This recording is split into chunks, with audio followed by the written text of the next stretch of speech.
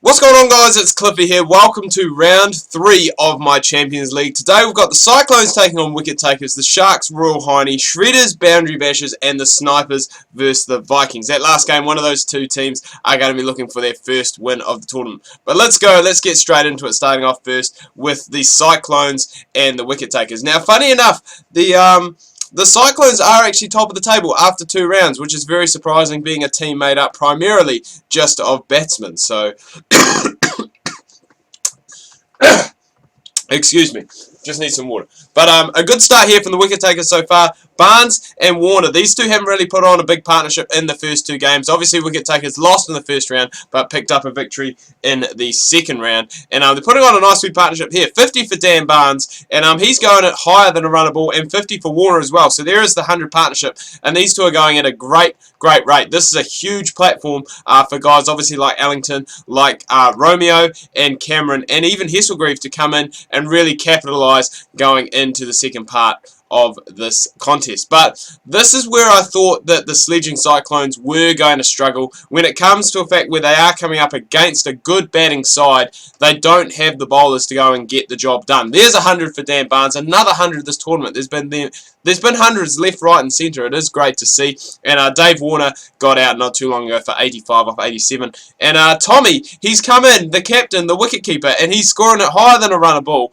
and is getting our side along to a nice start. Mackenzie finally picks up Barnes for 125. But this is going to be a very competitive total that the Wicket-takers are putting on the board. It is going to be 300 plus. Holy crap, it is going to be 318 that they are going to be chasing. But if there was a side in the tournament that I would predict that could chase down a 300 plus score like this, it would be the sledging Cyclones. Obviously, a team that is just filled with batsmen. I think they bat down to like number 9. MS Dhoni at number 8.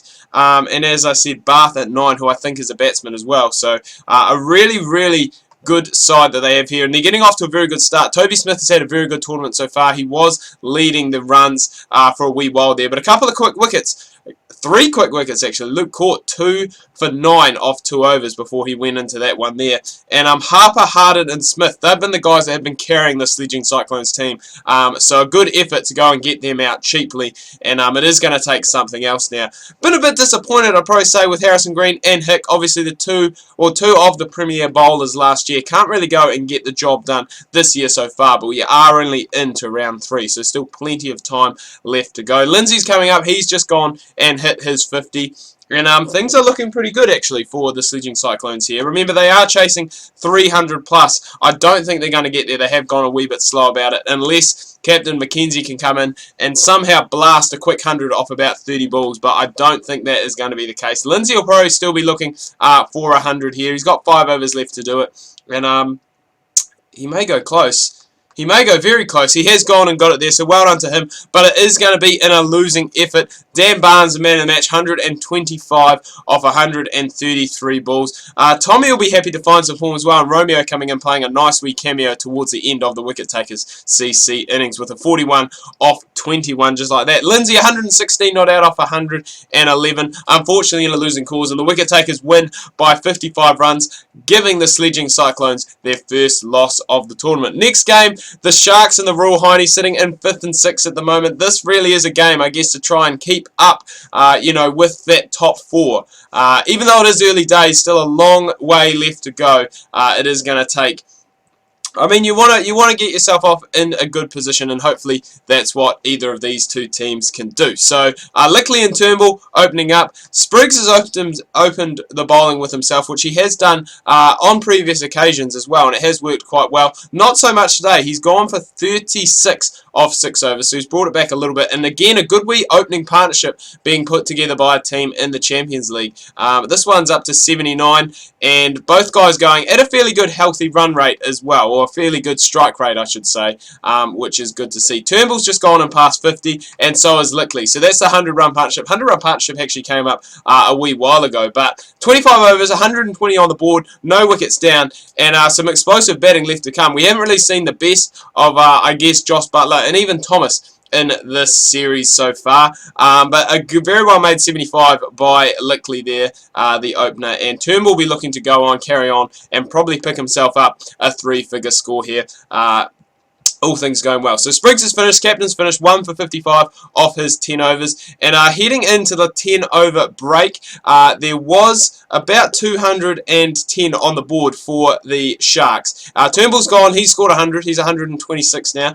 So that's very good. Things are looking very, very good at the moment. Looking close, probably not a 300 score, but it is going to be 290 exactly is what they are chasing. But as I've said before, Royal Hiney probably have one of the best top fours going around in this tournament. Obviously, the wildcard McCullum, you've got Spriggs, who was the MVP last season, and you've got the Royal Hiney MVP in Crook there as well. Fisher and Harris can go and get the job done as well, so it is going to take a very good effort from the Sharks boys to go and obviously contain this very good Royal Hiney side. That's a good start. The captain's gone for a duck. The thing is, though, B-Mac is still in and obviously Crook is still in, so those are some big match players that the Sharks will be looking to go and get out sooner rather than later. So 290 is the target that is needing to be chased. And there we go, Ilya stepping up. And McCullum has gone and hit another 50. He has had a good tournament so far. Very good wildcard pick to date at the moment.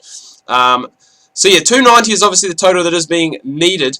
So last 20 overs, I think there's about 140 runs that are needed for the Royal Hiney side there. McCullum goes, gets out for 80. Pookie's gone and picked him up. And it is going to take a real good effort by this low order of the Royal Hiney side, which we haven't seen to date so far this season. And I myself have just finished off bowling. None for 65 off my 10 overs. That is very expensive. Lickley comes in and picks up a wicket just like that. And it is looking as though that the Sharks are going to head towards a nice victory here. Pookie picks up another one. He's bowled pretty well today, actually.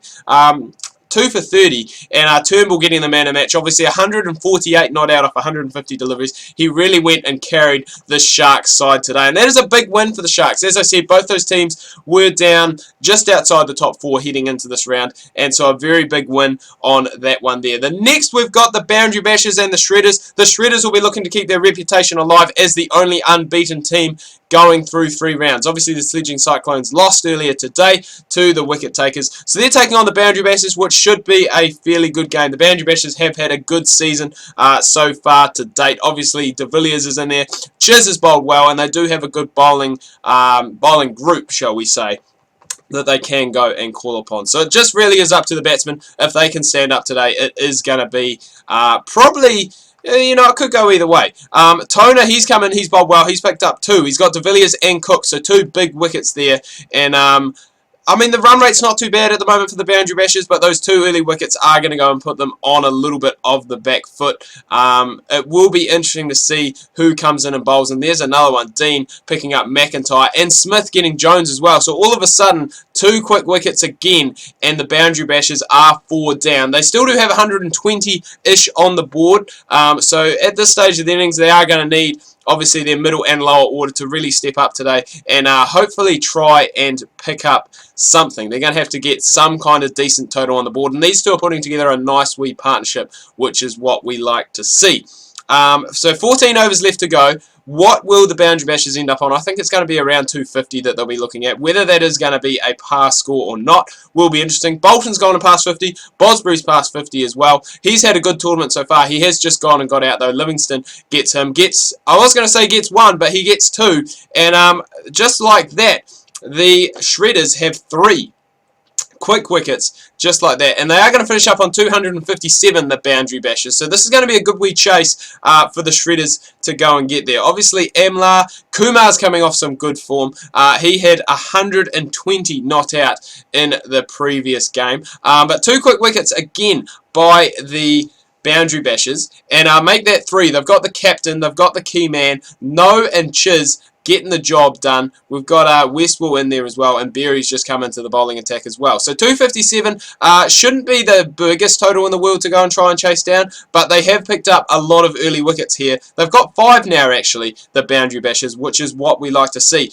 And just like that, this game really has turned itself on its head. I mean, 257, probably a total that the Shredders would look to go and chase down with the batting ability that they do have, but they have just lost wickets at crucial times as well. Still got Yeoman, who can be good for a few runs, but he is scoring quite slowly here today, and I think that may possibly be the end of the Shredders when it comes to this. Unless he can go and bat through with Livingston, he still has a lot of time. There's still 13 overs left and still 80 runs left to go. Livingston's gone and picked up a 50, so he's carrying on his good game. He's had a good game so far with both bat and ball. Will he be able to go and take the side home? Yeoman's just gone and got himself out, and I think it is going to be too little too late from Livingston, but nonetheless a very good innings from him, currently on 81, and there's a run out. So not going to get there, the boundary bashers. The Shredders aren't going to get there. The boundary bashers do get there, and end the Shredders 100% run. So we don't have any teams that are 100% after 3 rounds now. So that is, I mean, I'm pretty happy with that.